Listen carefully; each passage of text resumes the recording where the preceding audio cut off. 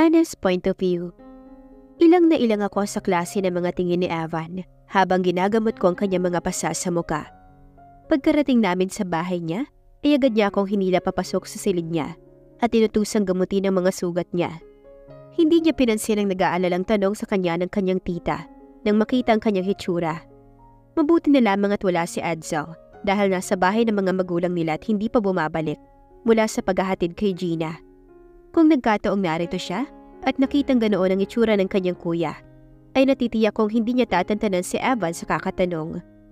At magmula umpisa na paglilinis ko sa sugat ni Evan, ay hindi niya ako hinihiwalayan ng tingin.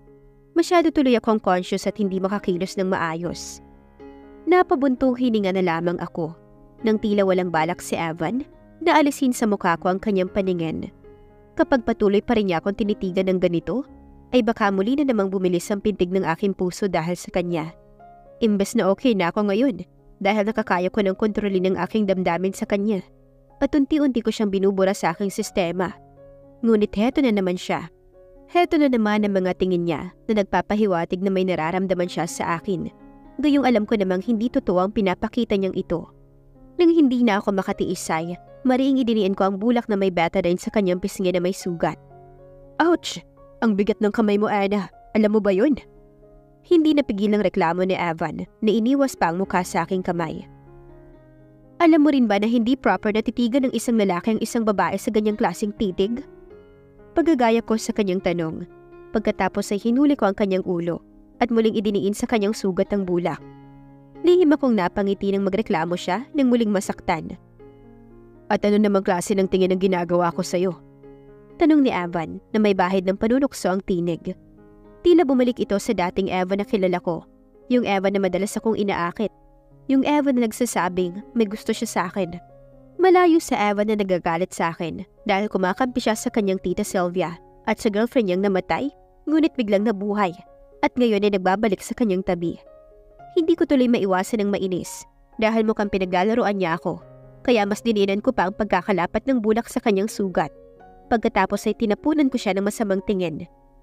Alright, saan mo naman ako gustong tumingin kung hindi ako titingin sa mukha mo? Natural lamang na sa mukha mo ako mapatingin kasi nakaharap ka sa akin. Palusot pa nito na tila ba naaaliw sa pagkailang na nararamdaman ko dahil sa kanyang titig. Pumikit ka! Sikmat ko sa kanya matapos ko siyang irapan. Ayoko nga, paano kung bigla mo na lamang akong halikan? Nakakalokong sagot nito. Sa pagkakataong ito ay tuluyan na itong ngumisi, ngunit agad ding naglaho ang ngiti nito sa labi nang idiin ko palalo ang bulak sa kanyang sugat. Ako na ngang gagamot sa sugat ko. Baka sa halip na gumaling ako ay mas lalo pang lumala dahil sa'yo. Nakakatakot ka talagang asarin. Napapailing na sabi niya sa akin. Hinablot niya sa akin ang bulak na hawak ko, ngunit hindi naman ito mukhang galit. Mabuti pa nga na ikaw na ang gumamot yan dahil baka lalo ko pang dagdagan yan. Ani ko pagkatapos ay tumayo na ako at naglakad palapit sa pintuan. Sinabi ko na bang pwede kang lumabas? Stay here, Anna. May itatanong pa ako sa'yo.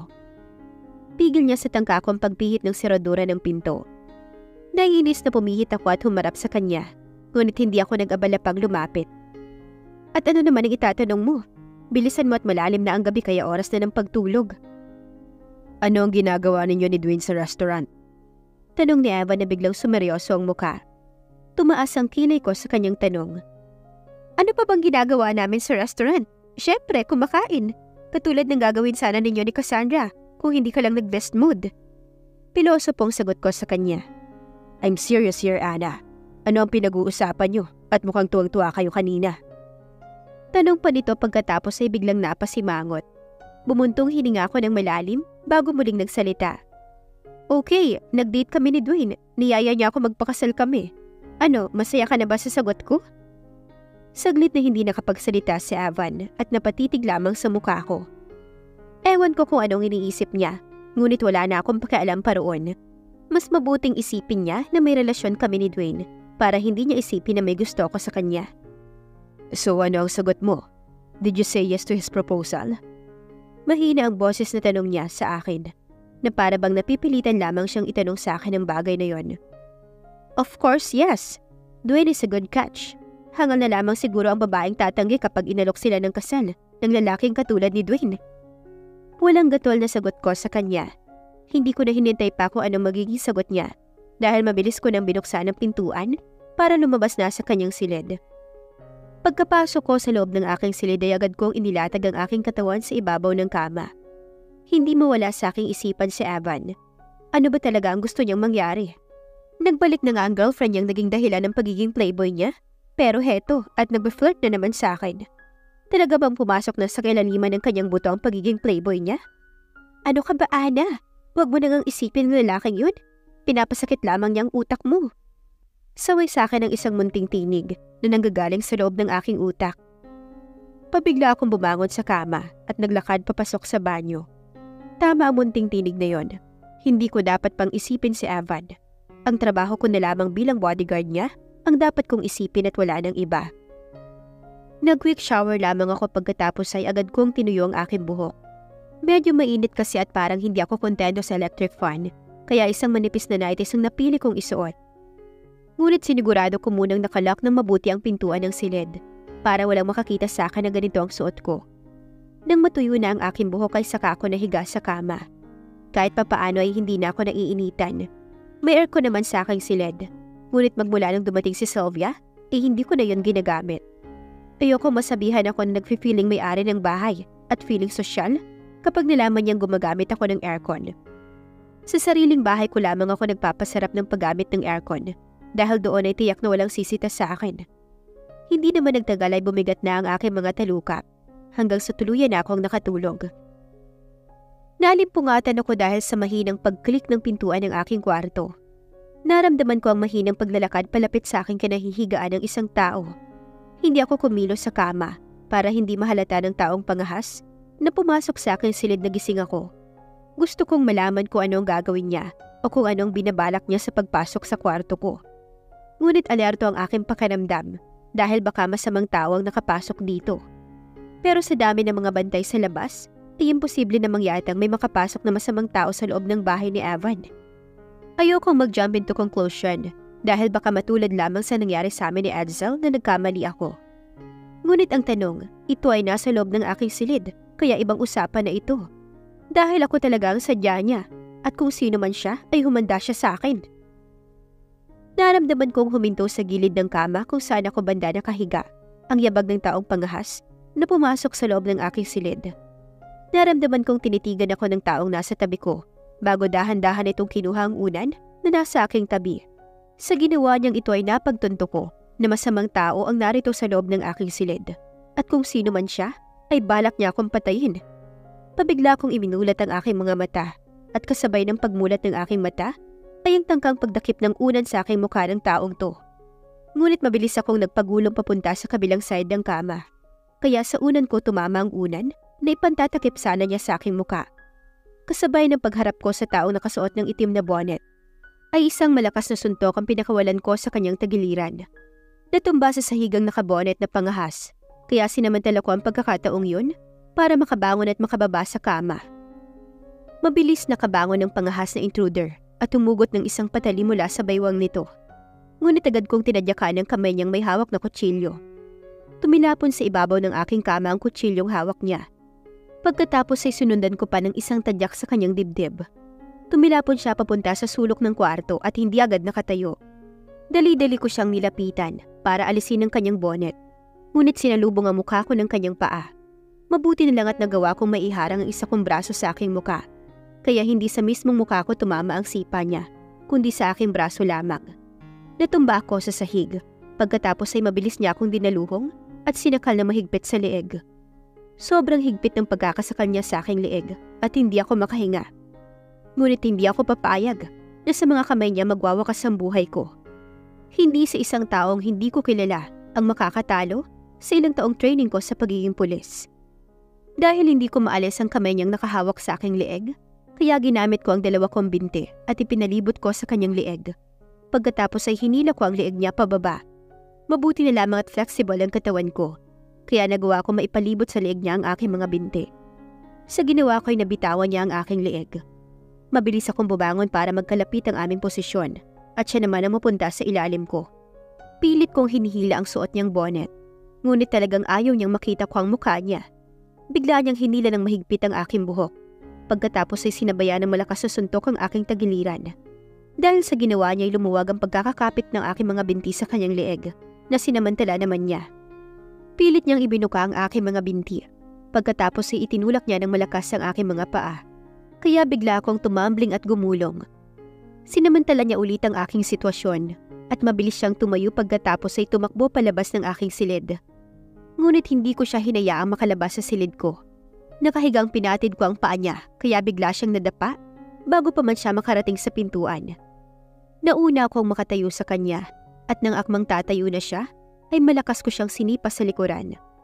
Tumilapon siya at parang palakang napakapit sa hamba ng pintuan. Hindi niya masyadong ininda ang ginawa kong pagsipa sa kanya at mabilis niyang hinawakan ng doorknob para pihitin. Ngunit eksakto lamang na nabuksan niya ang pintuan. Ngunit hindi siya nakalabas kasi mabilis ko siyang nilapitan. Hinila ko ang kamay niya pagkatapos ay isang malakas na siko ang binigay ko sa kanyang muka. Natumba siya sa sahig, ngunit mabilis ding bumangon para umatake sa akin. Sinalubong ko siya ng isang malakas na straight kick na tumama sa kanyang dibdib. Lumipad siya at bumagsak sa ibabaw ng aking kama. Napatingin ang misteryosong tao sa kanyang kamay na aksidenteng napahawak sa patalim niyang tumilapon kanina sa ibabaw ng aking kama nang sipain ko ito. Mabilis na dinampot nito ang kutsilyo niya at takmang ibabato niya sa akin, ngunit mabilis na gumana ang aking isipan. Nasa itaas ng istanteng malapit sa kinatatayuan ko nakalagay ang aking armas. Doon ko lamang inilalagay yun dahil tiwala naman ako na secure ang bahay ni Evan. Hindi ko naman akalain na may masamang tao pa rin na makakapuslit sa loob at magtatangka sa buhay ko at hindi sa buhay ni Evan. Bago pa maihagis ng taong nasa harapan ko ang kutsilyong hawak niya, ay mabilis kong nadampot ang aking armas at pinatamaan ang patalim na hawak niya. Muling tumilapon sa ibabaw ng kama ang patalim. Itinutok ko ang armas ko sa kanyang tuhod para yun ang patamaan ko nang sa gayon ay hindi siya basta-basta makakatakbo at makakatakas sa bahay na to. Ngunit bago ko pa maiputok ang armas ko, ay mabilis niyang naihagis sa akin ng unan. Nasa tabi niya. Pagkatapos ay malaksing nalapitan ako at hinila ako ng malakas. Sumadsad ako sa gilid ng aking kama na sinamantala niya. Agad siyang tumakbo palabas sa nakabukas na pintuan. Nagmamadali naman akong lumabas sa aking silid para habulin ang taong yun. Ngunit laking pagtataka ko nang hindi ko na siya naabutan pa. Naglaho siya na parang bula nang makalabas siya sa aking kwarto. Hindi naman ako nagtagal sa loob ng aking kwarto bago ako nakasunod sa kanya. Kaya tiyak na maaabutan ko pa ang taong yun habang tumatakbo siya palabas ng bahay. Dadaan pa siya sa maraming baitang ng hagdan kaya makikita ko pa siyang tumatakbo. At kahit tumalon siya mula sa itaas pababa at hindi na dumaan sa hagdan, ay maaabutan ko pa rin siyang tumatakbo palabas dahil malayo ang distansya mula sa hagdan papunta sa pintuan para tuluyang makalabas. Ngunit paglabas ko ay hindi ko na siya nakita na sobrang nakapagtataka. Wala naman sigurong kapangyarihan ng taong yun, katulad ni Nightcrawler sa palabas na X-Men na may kapangyarihang mag-teleport. Ngunit bakit bigla siyang naglaho? Ana, anong nangyari? Ano ang putok ng armas na narinig ko? Nag-aalalang tanong ni Evan mula sa aking likuran. Bigla itong napalabas sa kanyang silid kahit nakasuot pa ng boxer short ng magising dahil sa malakas na putok ng armas na nagmula sa loob ng bahay niya mismo. Mabilis akong humarap sa kanya para ipaliwanag ang nangyari. May taong pumasok sa aking silid at tinangka niya akong tapusin. Naudlot ako sa pagsasalita nang makita kong tila tulala siya habang nakatitig sa akin. Sinundan ko ang kanyang mga mata kung saan ito nakatingin at ganoon na lamang ang panlalaki ng aking mga mata nang makita kong sa halos hubad kong katawan nakapagkita ang kanyang mga mata. Sa sobrang pagmamadali kong mahabol ang taong yun na nagtangka sa buhay ko, ay nawala sa aking isip na nakasuot lang pala ako ng manipis na damit pantulog. Nakaisa tuloy ang lalaking to. Sabi ko sa aking isip, nang makita kong ilang beses napalunok si Evan, na tila hindi magawang maialis ang paningin sa aking katawan.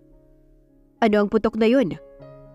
Humahangos at patakbong lumabas si Edsel mula sa kanyang kwarto at lumapit sa amin para alamin ko anong nangyari. Hindi pa ito nakakalapit sa amin ay bigla akong hinila ni Evan sa aking kamay at itinago sa kanyang likuran. Kanino galing ang putok ng armas na narinig ko? Muling tanong nito nang huminto sa harapan ni Evan. May nakapasok sa loob ng bahay at pinagtangka ang puksain si Ana.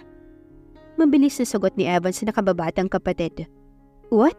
Paano makakapasok ang masamang tao rito? Marami tayong guard sa labas. Nagtatakang tanong ni Edsel. Pagkatapos ay bumadha ang pag-aalala sa muka Nasaktan ka ba, Ana? Hindi ka ba tinamaan ng pumutok na armas? Akmang iikot si Edsel para kausapin ako. Ngunit hinarang ito ni Evan. Siyempre, kung hindi haharangin ni Evan ang kanyang kapatid ay, makikita rin itong halos hubad kong katawan. Wala kang dapat ipag-alala, Edsel. Ayos lang ako. At saka ako nagpaputok ng armas na yun. Sagot ko sa binata. Mabuti naman kung ganun. Tila nakahingang sagot nito. Pagkatapos ay biglang kumunot ang noo nang may mapansin. Bakit nasa likuran mo si Ana, Kuya Evan? Bakit siya nagtatago? Tinangka ni Edsel na muling umikot para makita ko. Ngunit muli itong hinarang ni Evan. Stay there, Edsel. Mariing utos ni Evan na nakataas pa sa ere ang kanyang kamay. What? At bakit naman, Kuya Evan? At saka bakit nakasuot ka lang ng boxer short? Tila lalong naguluhang tanong ni Edsel sa nakatatandang kapatid. Nagmamadali akong lumabas nang marinig ko ang putok ng armas. Kaya wala na akong time pang magsuot ng damit. Katulad ng wala na ring time magbihis si Ana bago habulin ng intruder na yon. Paliwanag ni Evan sa kapatid para hindi na ito magtangkapang lumapit sa akin. Naintindihan naman ni Edsel ang sinabi ni Evan kaya hindi na ito muling nagtangkapang lumapit sa akin at napatango-tango na lamang. So, anong nangyari? Nasaan ang intruder? Nakilala ba ni Ana kung sino siya? Magkakasunod na tanong ni Edsel sa nakatatandang kapatid. Nakatakas siya. Bigla na lamang siyang nawala na parang bula nang makalabas ng aking silid. At saka hindi ko nakita ang mukha niya dahil nakasuot siya ng bonnet ngunit base sa kanyang lakas at physique ay nasisiguro kung lalaki ang taong yun. Ako ang sumagot sa tanong ni Edsel na bahagyang nakasilip ang ulo sa likuran ni Evan. Mula sa pintuan ng aking silid ay lumipad ang tingin ni Edsel papunta sa hagdanan hanggang sa pintuan palabas ng bahay nila bago ibinalik sa akin. Do you mean that man has a power? Paano siya maglalaho na parang bula? Unless may kapangyarihan siya at kaya niyang mag-teleport papunta sa ibang lugar. Iyan din ang iniisip ko, Edsel. Imposibleng makakalabas siya kaagad nang hindi ko siya makikita. Dagdag ko pa rito. Isa lang ang ibig sabihin niyan. The culprit was still inside the house. Sugot nito na sumeryoso ang anyo. Ngunit ang sabi mo ay, lalaki ang pumasok sa kwarto mo. Sa loob ng bahay na ito ay dalawa lamang kami ni Kuya Evan ng lalaking narito. So meaning, isa sa amin ang taong iyon? But I have no reason to do that. Hindi naman siguro sapat na dahilan na hindi ako lalaking gusto niya para pagtangkaan ko siyang tapusin. Ani Edsel na may halong pagbibiro ang tono para sa huling sinabi nito. Bakit ang defensive mo? Sinabi ba namin ikaw ang pinaghihinalaan naming pumasok at nagdangkas sa buhay ni Ana? Nanining kita mga matang tanong ni Evan sa kanyang kapatid. I'm not defensive, bro. Sinasabi ko lamang ang aking opinyon. Nakasimangot na sagot ni Edsel. Huwag na kayong magtalo, okay? Hindi makakatulong ang pagtatalo niyong dalawa. Ang mabuti pa, i-check natin ang lahat ng silid dito. Dahil baka nagtatago lamang dito sa loob ang lalaking yun. Saway ko sa kanila. Kahit may point si Edsel sa kanyang sinabi kanina, ay imposibleng isa sa kanilang dalawa ang taong pumasok sa aking silid. Hindi ko pa man masyadong nakikilala at nakakasama ng matagal si Edsel, ay nararamdaman ko naman na isa siyang mabuting tao. Ngunit imposible namang si Evan ang nagtatangkang pumatay sa akin. Pero sino kaya ang taong yun? At bakit ako ang pakay niya sa halip na si Evan? Sa tingin ko, tama ka, Ana. But first, magsuot ka muna ng roba at baka maduling pa tong si Edsel kapag nakita ang itsura mo. Suwestyon ni Evan, pagkatapos ay nilapitan ng kapatid at itinalikod. Baka ikaw ang maduling at hindi ako, kuya. Biro ni Edsel sa nakatatandang kapatid na sinabayan pa ng mahinang pagtawa. Shut up your mouth. Mariing saway naman ni Evan sa kapatid. Nagmamadaling tumakbo ako papasok sa aking silid at kumuha ng roba. Ipinatong ko lamang iyon sa suot kong manipis na pantulog at pagkatapos ay nagmamadali na akong lumabas ng silid. Ngunit hindi ko kinalimutang dalhin ang armas ko na isinilid ko sa bulsa ng aking roba. Ang mabuti pa ay kayong dalawa na lamang ang kumatok sa mga kwarto at ako naman ang mag-uusisa sa labas kung bakit nakapasok ang taong yun, gayong mahigpit ang pagbabantay ng mga gwardya sa labas. At saka bakit wala man lang pumasok na guard dito sa loob nang marinig nila ang putok ng armas. Sabi ni Edsel na nagtataka ang itsura. Tama ka, Edsel. Ikaw nang bahala sa labas at kami naman dito sa loob. Ani Evan. Mag-ingat kayong dalawa dahil baka narito pa ang taong yun. Paalala ni Edsel bago ito naglakad papunta sa may hagdanan para lumabas ng bahay. Pag-alis naman ni Edsel ay nagtungo naman kami sa kwarto ni Gina. Ngunit dahil wala ang nag-iisang kapatid na babae ni Evan, kaya nakalak ang pintuan. So imposibleng narito ang taong yon na hinahanap namin. Sunod naming pinuntahan ang kwarto ng tita nitong si Sylvia. 3 magkakasunod na katok ang ginawa ni Evan. Ilang minuto muna bago ito pupungas-pungas na nagbukas ng pintuan. Agad na sumimangot ang mukha nito nang makita ko sa labas ng silid nito. "What's the matter? Alam niyo ba kung anong oras pa lamang at nambubulahaw kayo sa akin?" Galit na tanong nito habang nakatutok sa akin ang mga mata. "Hindi mo ba narinig ang putok ng armas, Tita Sylvia? May nakapasok na masamang tao at pinagtangkaan ang buhay ni Ana. Kinatok ka namin para makasigurong ligtas ka sa kwarto mo." Kausap ni Evan sa kanyang tita sa seryosong anyo. Biglang napaismid si Sylvia sa narinig. "Hindi ako magtataka kung may nagtangka sa buhay ng babaeng yan, Evan. Tiyak na may nakaaway siyang tao na nagkaroon ng malaking galit sa kanya. Kaya matapang na pumasok dito at pinagtangkaan ang buhay niya. At saka wala akong narinig na putok ng armas dahil malalim ang aking tulog. Wala naman akong ibang taong nakaaway at taong may malaking galit sa akin kundi ikaw lamang." Hindi ko napigilang sagot kay Sylvia. Hindi ko naman siya pinaghihinalaan dahil hindi babae ang pumasok sa loob ng aking silid. Ngunit hindi ko lamang napigilan ng aking sarili na sabihin ang mga salitang yun dahil talaga namang nakakainis ang babaeng to. "Ano ang ibig mong sabihin, Ana? Na ako ang nagtangkang pumatay sa'yo?" Galit na wika ni Sylvia na biglang nanlisik ang mga mata sa pagkakatingin sa akin. "Tumigil na kayong dalawa." Mariing saway sa amin ni Evan. "Nagpunta lang kami rito para i-check ang kalagayan mo, tita. Gayong safe ka naman ay aalis na kami." Bago pa ako makapagsalita kay Sylvia, ay mabilis na hinawakan ni Evan ang isa kong kamay at hinila palayo sa kwarto ng tiyahin niya. At kahit wala na kami sa harapan ni Sylvia, ay hindi pa rin ito binibitawan ng aking kamay. Hindi na lamang ako kumibo at hinayaan na lamang na magka-holding hands kami habang naglalakad papunta sa 3 katulong na nagising din pala sa putok ng armas, ngunit hindi nagtangkang lumabas para alamin ko anong nangyari dahil sa takot. Nang masiguro naming ligtas sila, ay agad na kaming lumabas sa kanilang silid. Nagtungo naman kami sa labas para alamin kay Edsel kung anong natuklasan niya. "This is bad, Kuya Evan. Our guards were drunk. Kaya pala walang rumisponde isa man sa kanila." Sabi ni Edsel nang lapitan namin siya. Kasalukuyan niyang pinapaamoy ng manghang na ointment ang mga guard na pupungas-pungas dahil mga bagong gising lamang at tila walang mga lakas. "Anong nangyari, Elmo? Bakit lahat kayo nakatulog?" Tanong ko kay Elmo na tila siyang unang nakabawi ng lakas. "Pasensya na po, Sir Evan, Sir Edsel, Ana." Paumanhin ni Elmo sa takot na baka pagalitan o di kaya sisantihin ito ni Evan. "Hindi namin sinasadyang makatulog. Nakatayo lamang kami rito at nagbabantay nang makaamoy kami ng mabahong amoy. Pagkatapos ay bigla na lamang kaming hinimatay." Paliwanag ni Elmo. Mukhang gumamit ng usok na may halong pampatulog ang taong yun, kaya nakapasok sa loob ng bahay. "It's alright, Elmo. Ang mahalaga ay walang nasaktan. Pero sa susunod ay magdoble ingat na lang kayo." Ani Evan sa tauhan nito. "Opo, Sir Evan." Mabilis na sagot ni Elmo na nakayuko at hiyang-hiya sa nangyari. "Kailangan nating mas maging maingat ngayon dahil nakakagawa na ng paraan ng kalaban na makapasok sa loob ng bahay mo, Evan." Kausap ko sa binata. "Sa tingin ko na kaya ako gustong patayin ng taong yun para mas madali kanyang mapatay kapag wala na ako. Ngayon ay hindi lang buhay ko ang mapanganib ngayon, Ana. Pati na rin buhay mo. Ano kaya kung sa kwarto ko na lamang ikaw matulog magmula ngayon?" "Hindi pwede." Magkasabay na tutol namin ni Edsel. Pagkatapos ay nagkatinginan kami. "Hindi siya pwedeng matulog sa kwarto mo, kuya. Ano ka, sinuswerte?" Masama ang tingin na sabi ni Edsel sa nakatatandang kapatid. Pagkatapos ay tinalikuran kami at naglakad pabalik sa loob ng bahay. "Ano ka, sinuswerte?" Sabi ko naman kay Evan na ginaya ko pa ang tono ni Edsel sa kanyang pagsasalita kanina habang nakataas ang aking kilay. Pagkatapos ay nailing na iniwan ko siya at naglakad na din ako pabalik sa loob ng bahay.